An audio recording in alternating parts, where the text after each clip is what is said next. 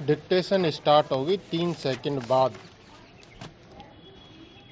महोदय, आज हमारे तरीकों से और कार्य संचालन द्वारा परिवर्तन की दिशा में समाज के बढ़ने के उक्त क्रम पर संगठित रूप से प्रहार किए जा रहे हैं।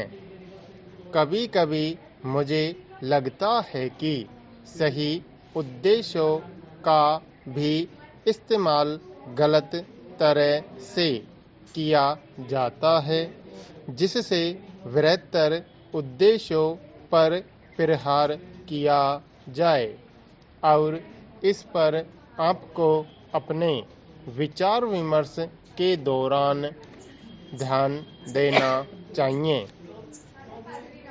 काम की बेहतर व्यवस्था का बड़ा महत्व है।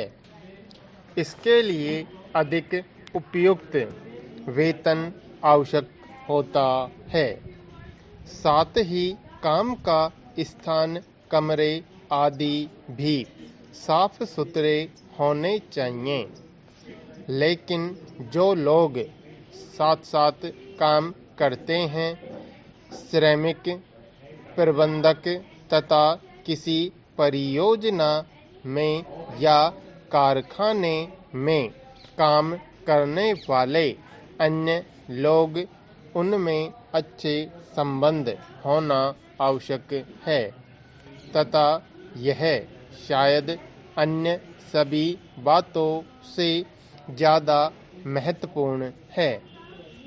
मुझे आशा है कि यह बैठक ऐसी विचार गोष्ठियाँ और सम्मेलन इस प्रकार से काम के लिए बेहतर वातावरण को संभव बनाएगी। सरकार को काफ़ी कुछ करना है और वह करेगी भी। हालांकि आज हमारे यहाँ की स्थिति में ऐसा करना हमेशा ही सरल नहीं होता। यह कहना सरल है कि हम ऐसा करेंगे।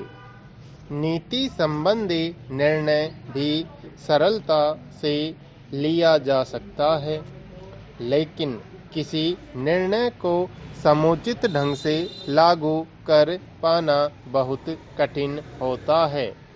मैं यह बहाने की खोज के लिए नहीं कह रही हूँ, क्योंकि कठिनाइयाँ हों तो उन पर विजय पानी ही होती है, और हम ऐसा करने के लिए कृत संकल्प हैं।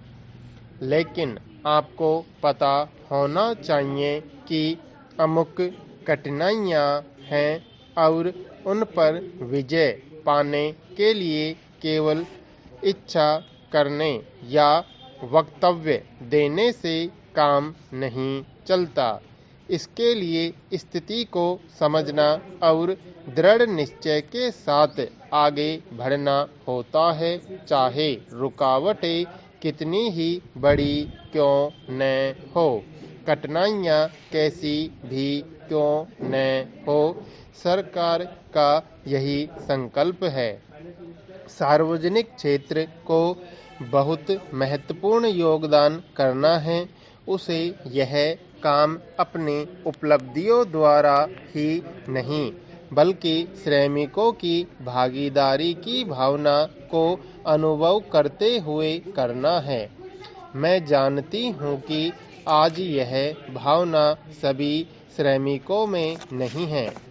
मुझे यह भी पता है कि इसके लिए हमेशा उन्हें ही दोषी नहीं ठहराया जा सकता।